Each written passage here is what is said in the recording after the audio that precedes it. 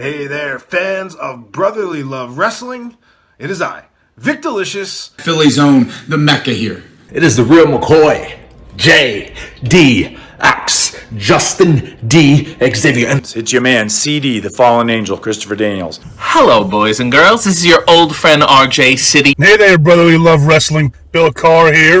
Hey everyone, this is two-time guest Wheeler Yuta. Two bozos from Philadelphia flapping their gums about pro wrestling this, pro wrestling that. Which is not that unique in the grand scheme of things yet. You are in for a treat because you're tuned in to Brotherly Love Wrestling. Philadelphia, are you ready?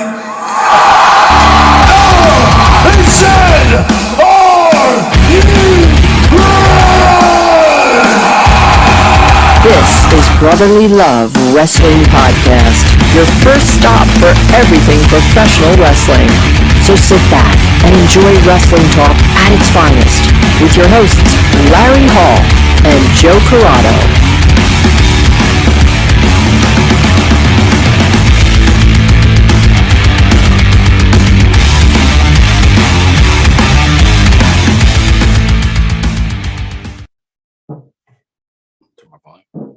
Down. I wonder if I don't think our audio can pick that up. You don't think so? I'm not sure. We'll watch it back. We can watch it post. Postpartum.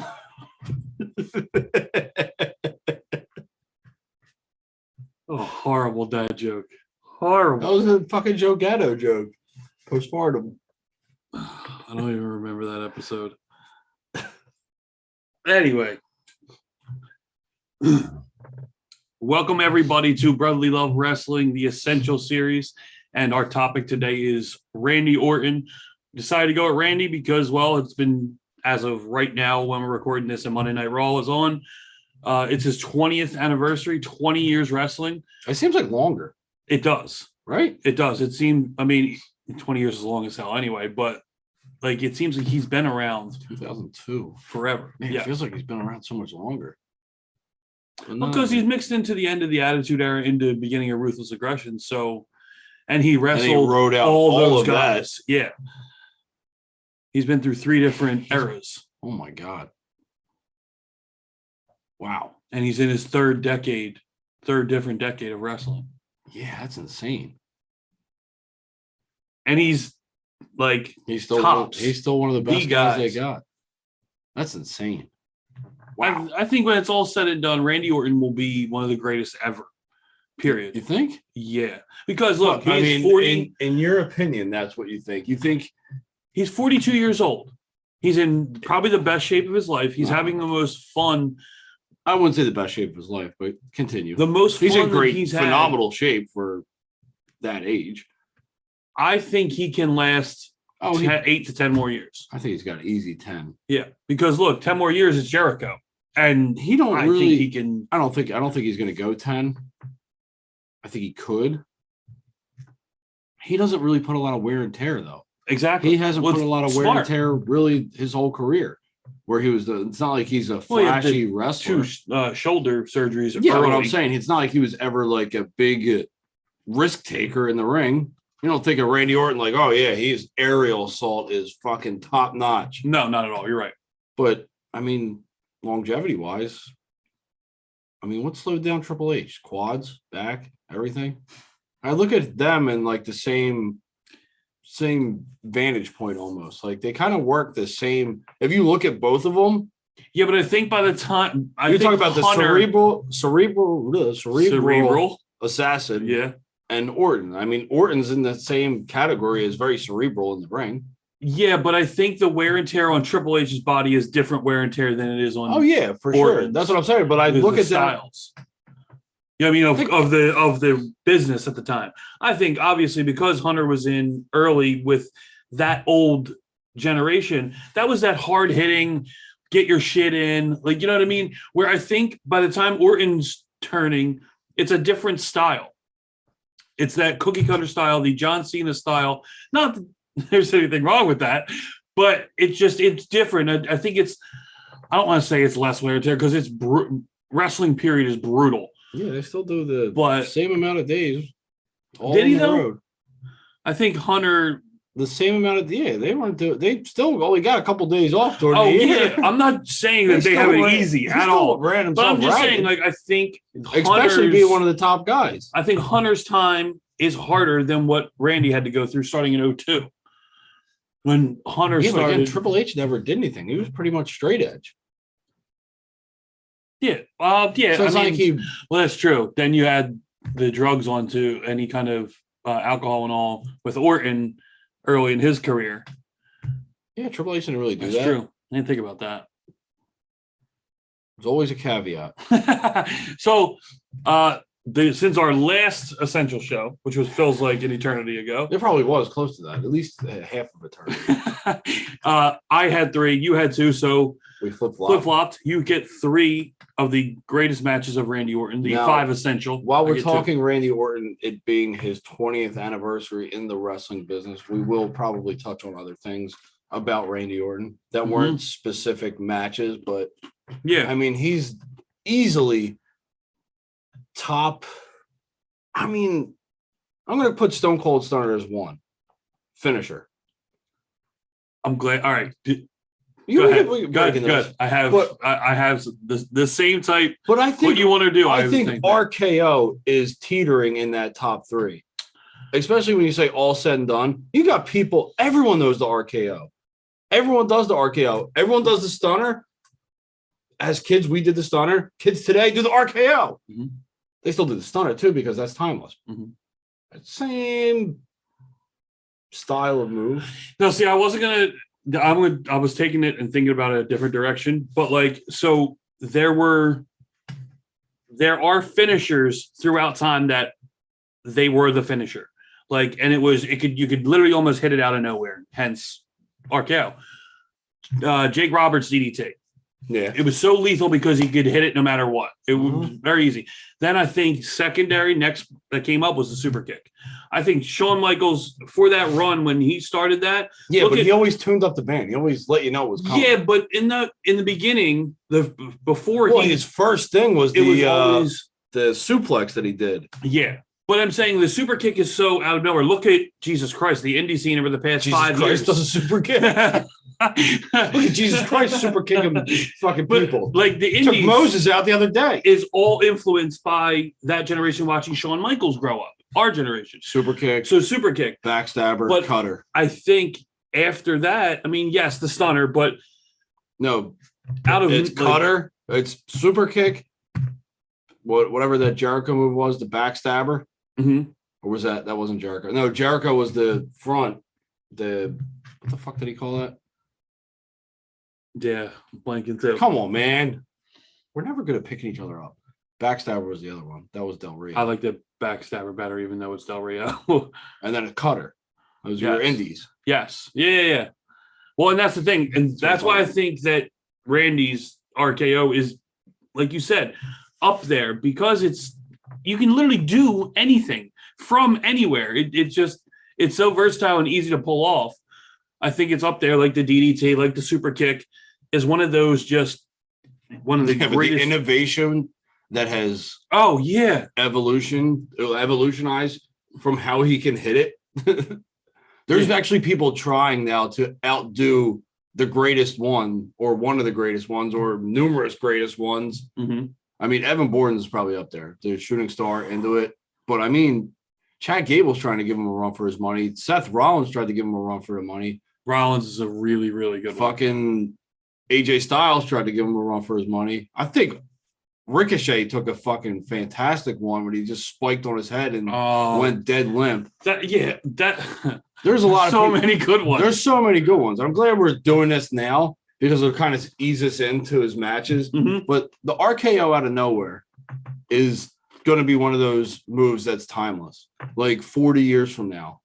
I mean, look at the videos and memes and all. Just look at TikTok. Exactly. Like it's just superimposing him in and grabbing people that are falling down. Yeah. Like, you know what I mean? Those videos were hilarious. They still are.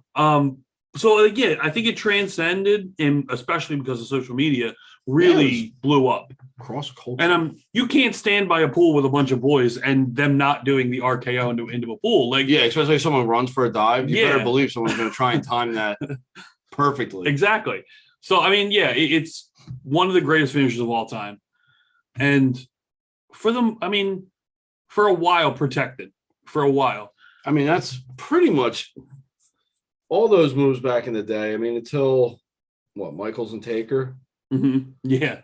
Until Michaels and Taker, then it became like the most popular thing, and then NXT comes around and nothing is protected at that point. Except for Corbin. Until Corbin had the most just protected 2 weeks ago finisher in the WWE. That still bothers me. It bothers me. It bothers me that there's no. I don't like that there's no. You can't assert your dominance or get someone to the point of where they're a superstar if people are kicking out of their finish. But I loved how protected it was. It was protected for a long time. It just never won him the big one. That was also a problem. True. But we're not here to talk about. No, we're not. Happy Baron. What's his name? Is it Corbin? Happy Corbin. I like Happy Baron better. Happy Baron. I like this. I like the new Madcap Moss. Did I just tell you we're not on Happy Baron? Sorry. Madcap Moss and Happy Barons. We're not on that. We're here to talk about Randy Orton. Yes. And that's it. Well, I will lead the way. I will lead the way. Do I want to start with my number one? I think I do. I think I do. The outer monologue of you talking to yourself. Yeah, because I mean, I had to look back because I was thinking about, I was like, man, who do I remember Randy Orton feuding with? I was like, I remember what sticks out in my mind the most is Evolution. Okay. And him taking on Evolution after Evolution was split. That's what sticks in my mind the most. And I was, so the thumbs down. Yeah, all that, like him and Batista, him and Triple H, him and Flair. Flair was on the back nine. And Flair helped him. He was at the 18th hole. Flair went with Orton, if you remember correctly, after that. So yeah. And then I tried to think back. I'm like, man, what the hell were they? Because it's hard for someone who's still wrestling. Because then my mind went to other, like, more current stuff. And I was like, no. I got to think back. Like, there was, and I'm like, Legend Killer. I'm like, oh, wait. No, we're on something. It just is so much. I want to start with Orton Cactus Jack. Motherfucker. Well, I think that's the best. You're talking about 04 Backlash? Yeah, I think that's the best one. Honestly. It is. I think it's the when you think greatest Randy Orton. The problem is that, like, when you think Orton, like I said, a lot of it comes like now, like I'm like thinking back, I'm like, man, he's still here, he's still doing shit. I'm like, fuck, man. Then you think about all the people that he's wrestled against, you're like, all right, the whole Ruthless Aggression era, those were his best matches. But this just so happened to kind of start, like, that was that in between Attitude, Ruthless Aggression. Yep. All right, so that was definitely on mine. So, well, I think that's what I said. I wanted to say, yeah, you know, my best was, I like it. Honestly, his best. Obviously, well, not obviously. Other people have other things to say. I'm sure 90% or more would put that match as in the top 5 of Randy Orton. Oh, absolutely. So I'm gonna go with my first pick, 04 SummerSlam versus a competitor that WWE doesn't want to recognize, but his first title win, becoming the youngest world heavyweight champion of all time. Yeah, that's kind of stricken from the record books. It now, is, isn't and it sucks for but I bet you they don't bring that. I bet you. Do they bring that up tonight?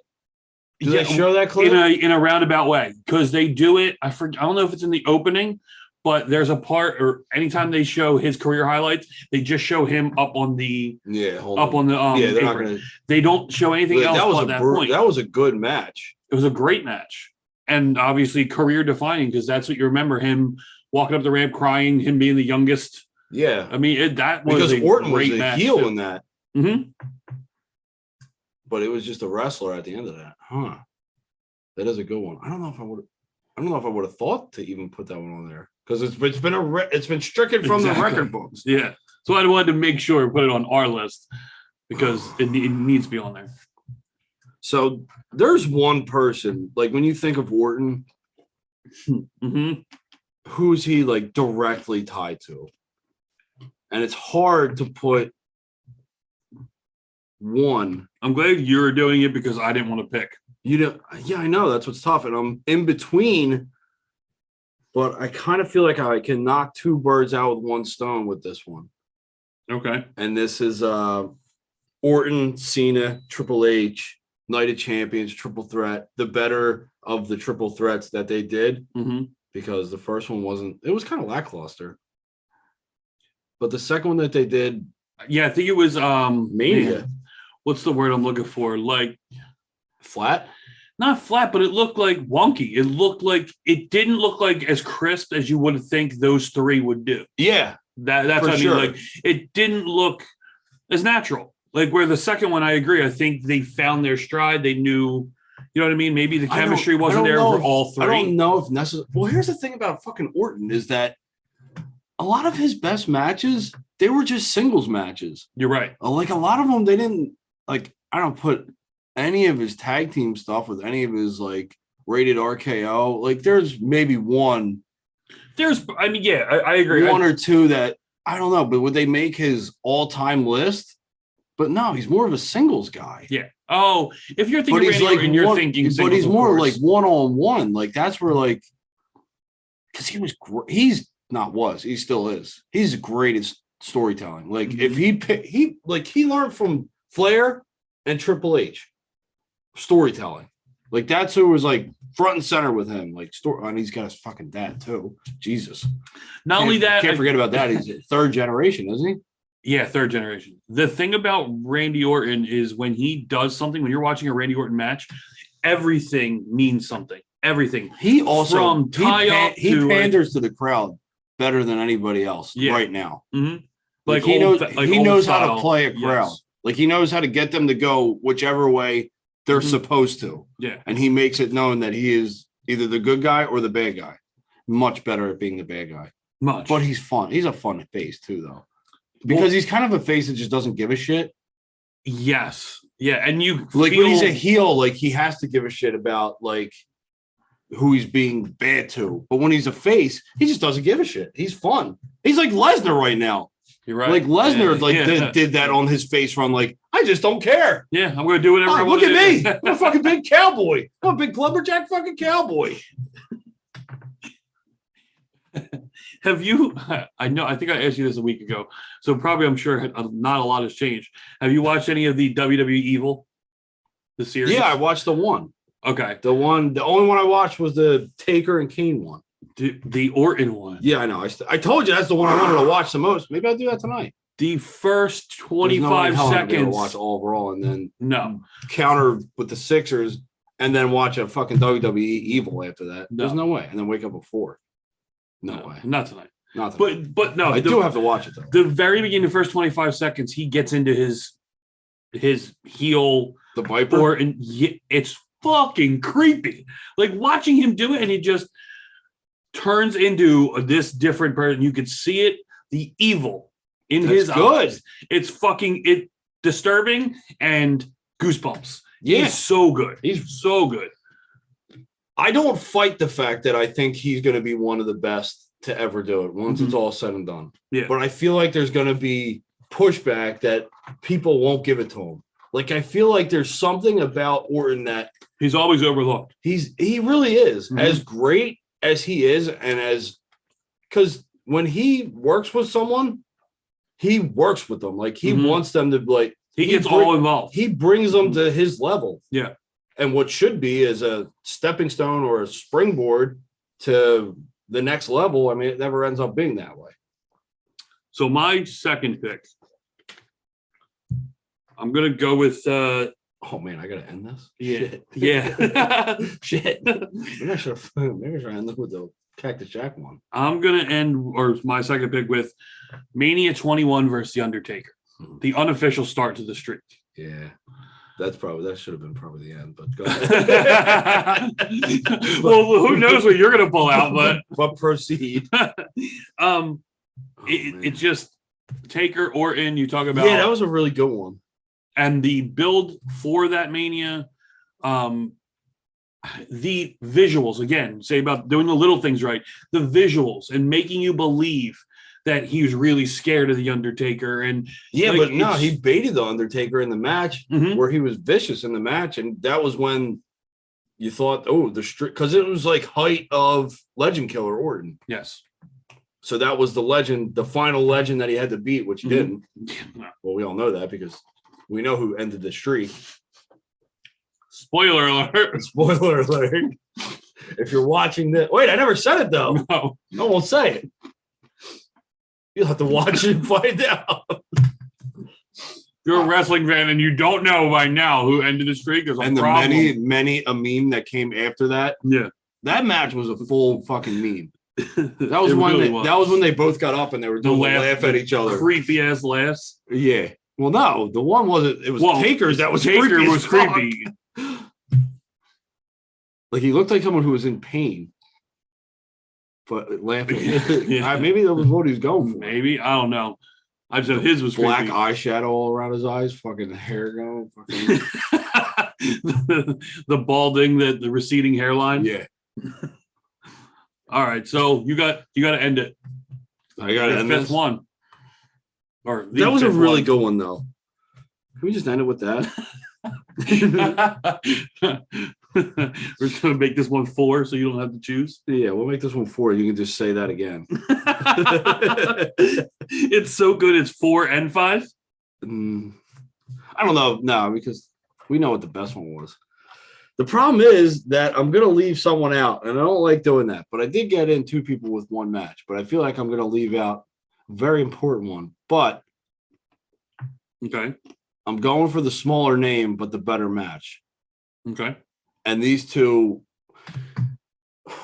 no, I'm leaving out 2. But these 2 had probably the best matches with each other. And it was one person's probably best singles match that he's ever had. And Okay. I'm talking about Christian. All right. That's what I thought you were going with that. But I mean, they had 2 really good ones, but I'm going with the one SummerSlam, I believe it was. SummerSlam 2011. That was kind of like the end, Yes. the end all be all of that feud. Mhm. And Christian was the heel, if I recall correctly. I think you're right. Yeah.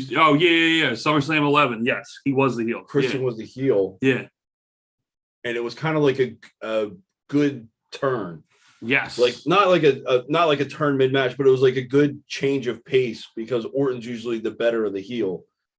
Although those 2, when they work together, they're fucking great. Yes. Well, and I think There was that whole like that group, like Orton and Edge and Orton and Christian, like they all fucking like have that same like it's the psychology, and I think it's the work rate. yeah, it's that same mentality that they fucking have. Mm-hmm.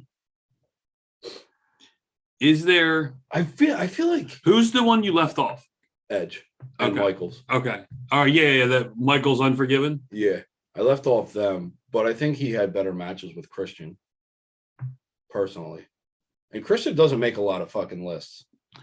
No, and you know what? I think AEW is destroying Christian's legacy. I don't think so. I don't think they're destroying his legacy. He's not really doing much. Exactly. Yeah, but he doesn't. But then look at what Edge is doing. Yeah, but that's completely different.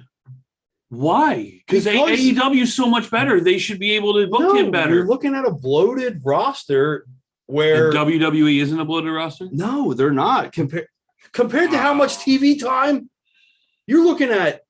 Oh, I'm not saying they don't have more TV time. I'm just saying Yeah, but that's WWE how has you're a able to- giant roster with a bunch of people who are unhappy sitting in the back as well. It's not like, and Yeah, they're but the what- same age. Edge's clout is bigger, no doubt. By a long, But strong margin. still, like to be a lackey for Jungle Express, and that was a band. All right, and when he started, he had a if you really wanna- great match If you with want to look at it Kazarian. this way, Edge was cut short. Christian had a lot of those dream matches already. Christian, he traveled. He was cut short. he was too, still though, with cut. concussion. He was cut short, but he had already ventured out of. Edge had only been in the WWE. Yeah. Edge's dream matches were pretty much. I mean, who would he have wrestled otherwise? Because who would have known if he would have just kept going? Like what did he take an 11-year hiatus, right? Mhm. So who would have he wrestled differently? Because he'd already had Punk. He already had that whole crop. Like who would have been different that he'd be like, oh man, that's a dream match. Edge comes back. Like Edge never went to TNA. He never did anything other than WWE. Like Christian got to have a lot of those matches. Like he had already had a match with AJ Styles. He'd already been around Samoa Get Joe. that, but then why even bring him in? I mean, for you look, bring him for don't the get me wrong, name, knowledge and knowledge backstage and all he's that. Don't get probably me doing wrong. more backstage than he is anything else. Yes, for sure. I guarantee that. But like, he probably wasn't the guy that okayed the lights out idea. It probably wasn't Christian. Sure. It couldn't have been Christian, who every time someone news, let's get lights out. It's a fantastic idea. Tony Khan's in the background, fucking lotion all over his hands. Just got done jerking off. Great. He's fucking worn out with a cigarette in his mouth. Oh my goodness. Yeah, there's a visual for you. No, I don't. You know who else we left out that I did? Well, at least I wanted. Batista? Not Batista. Care less about Batista. Batista doesn't really have like a really good match with like. If we did the essential Batista, it'd be like have to be like the essential Batista bombs. Yeah, I agree. That's pretty much all he had. I couldn't put together one Batista match. Even the fucking final match with Triple H went on for fucking 40 minutes. Yeah, but too that long. was bad placement on the card too, though. Like it was. You can't place the match on an 8-hour card. Anything's bad placement. True. If you're not the first match or the last match, guess what? You got bad placement. Or John Cena coming back as Dr. Thugonomics. I mean, it don't matter where you place that one either. Yeah, but that was a segment. That wasn't like it was a 50-minute match. It's true. Remember how many times have you forgotten that Balor won against Bobby Lashley? A lot. Yeah, a lot. Overlooked. Yes. Don't forget Samoa Joe versus. We got Randy Orton versus AJ Styles, where the lights were shining in everyone's eyes for the first 20 minutes of the only thing I remember about that match. Why is everyone so upset? Why is everyone booing this match? Like barely, they weren't even doing anything. Why the fuck are so? Oh, they can't see. Bray Wyatt. That entire feud, that entire thing. I don't care. Say what you want. Oh, the final match was atrocious. Yeah, I agree. But I'm talking atrocious in two different ways. Atrocious because the green screen ring where you got to see the worms and the maggots, that was stupid. But Wyatt losing trumps that, how stupid the match was. Because he lost it too early. This was finally his run where he gets to prove that he's the top guy in the company and he gets to go on this creative freedom where he gets to have all because he just came off a fantastic storyline with Randy Orton. Mm-hmm. Like that was the dumbest ending they could have possibly went with. But lo and behold, they did it. But yeah, I mean, if you look though, like the whole Orton Triple H thing where fucking Orton shows up to his house. Yeah. No, Triple H shows up to his house. I was gonna say with the sledgehammer, right? But no, it wasn't even the sledgehammer. All I know is a lot of people show up at people's houses. That is actually probably my favorite style of like the vignette or whatever you want to call it. People showing up at people's houses. Yeah, like the Pillman and Austin thing. Well, it was a lot different. No loaded gun involved in that. Yeah, yeah, it was a little different. It was great though. It was riveting TV. But no. We had Rollins that showed up to Edge's house. That was actually pretty good. Certain people can pull take her at McMahon's mansion. come on, those type things are always really good. They really are. They are kind of. You can't do them all the time though. You can't just have. That's like shutting the lights off when someone new appears and no one knows who they are. So you can't just have random people showing up at houses. No. You Give me the two randomest feud where you'd have someone show up at their house, and it would make zero sense. Let's think about this one. Just for 1 second. I can't It'd be better if they brought like R-Truth to go to someone's house, but he can't find the house and he's just knocking up at doors. On random doors. Yeah. Like they should do that. Well, I mean, look, anything with R-Truth is going. R-Truth could pull so it doesn't matter. Even that wedding segment was great because of R-Truth.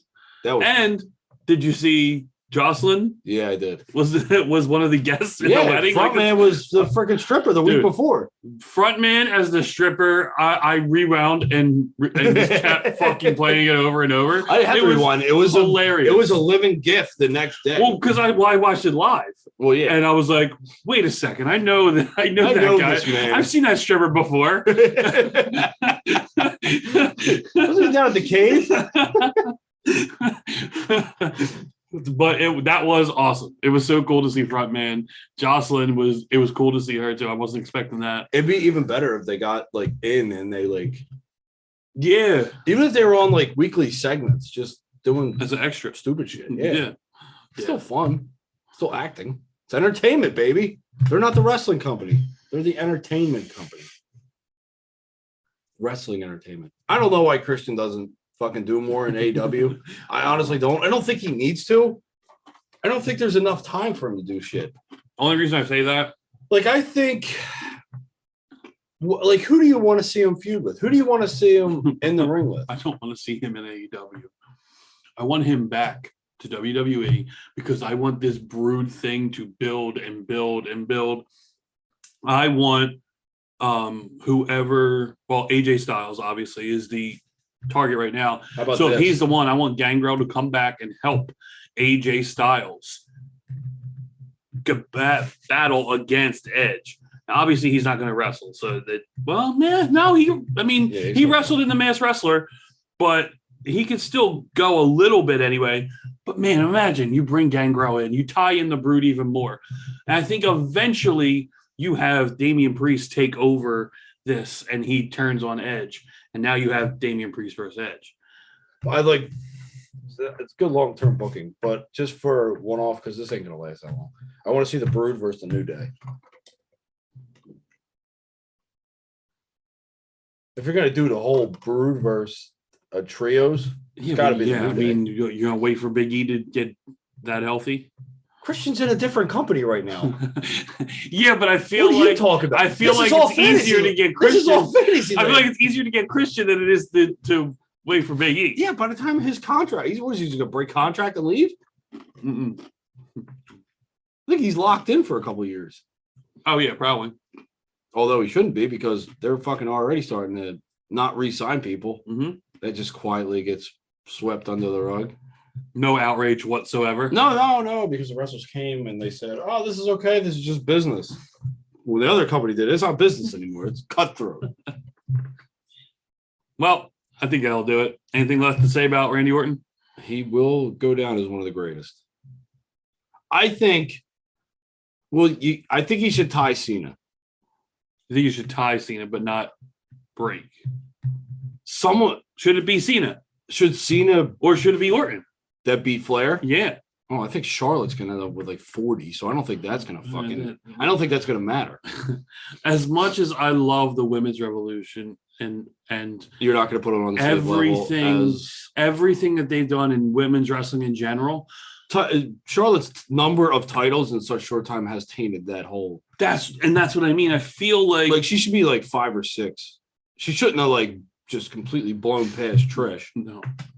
I think Orton should be the guy because I feel like Vince eventually can look at that and go, this was my guy. You look at Flair's NWA, Flair's all around the world. Flair's not a WWE Cena guy. is. Cena is, absolutely. But I feel like Orton, third generation. If you want to make a match and you want to have this final match at Mania, you can have Cena come back and win it, or have Orton win it, Orton lose it back to Roman, Cena come back, win it from Roman, and then no way, because that puts Cena at 17.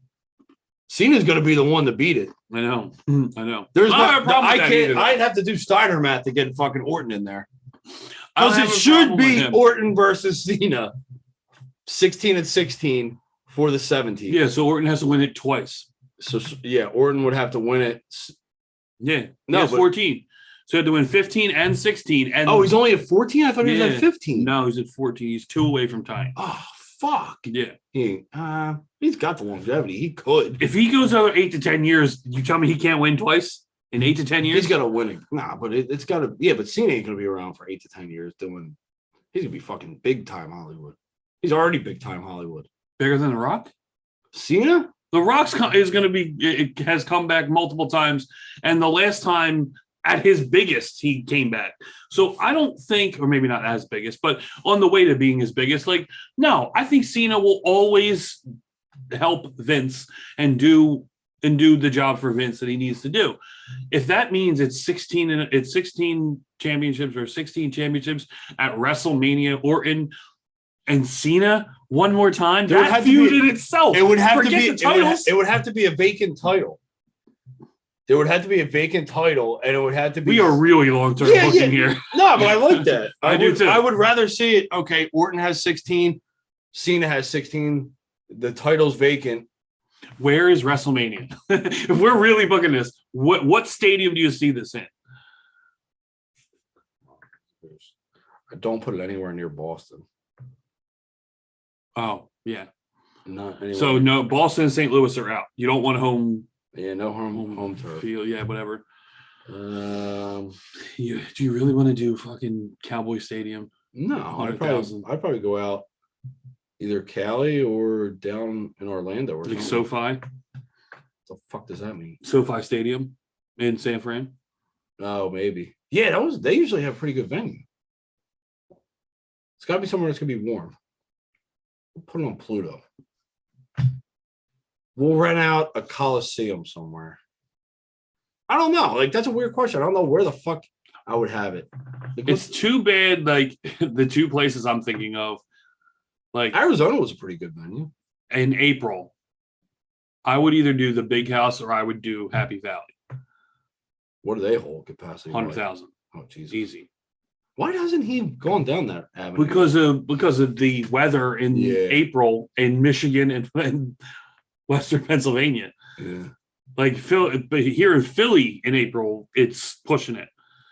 Yeah, we're still in the fucking at night. We're still in the 40s. Yeah. So, but I mean, either the Big House in Michigan or Happy Valley. Yeah, you ain't getting that in imagine April. it'd be ridiculous. Ridiculous. I definitely would like to see that as a match, though. Last time, like Orton would have to win, or Cena wins it. And Would he? No. Would he have to win? Cena always goes over Orton. Orton God, rare. that would be such a good match. It'd be- Like, God, it I would want it be- to happen so It'd be bad such now. a good final. We could be talking right now, and Cena could already come out to say something about. No, well, It's no. Orton's 20th. Yeah, They gotta bring back people for Orton. Did Batista make a I bet he does via satellite thing message. Triple H? Triple H's gotta be there. Flair's probably there. Evolution's probably there. Cody's there. We know freaking. Oh yeah, of course Cody's there. We got fucking Legacy. We got put 2/3 of Legacy. DiBiase ain't showing up. He might. Probably needs a paycheck. I would after RK Bro, I would love to see that again. What Legacy? Bring Legacy back. I love RK Bro though. That's another part of Randy Orton I never thought I'd see. Is this having fun, smiling, saying he's my best friend. And I know down the road that's coming. It's just planting the seed of this heel turn that's going to be Riddle turning on Orton, and I know it's coming, but he genuinely looks like he's having fun, and it's fun to watch. And he's way more entertaining, more personable than I think any other era of Orton has been. Is this version of Randy Orton? Yeah, man, he's in his 40s, man. He ain't got nothing to worry about. Got the kids at home. And all it took was a stoner on a scooter. Yeah, there you go. Well, look at that. Stoner on a scooter.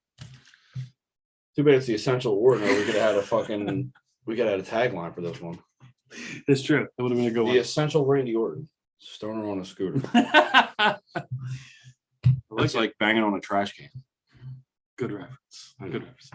We hope you enjoyed the show. Thank you for watching, and we'll be talking to you very soon.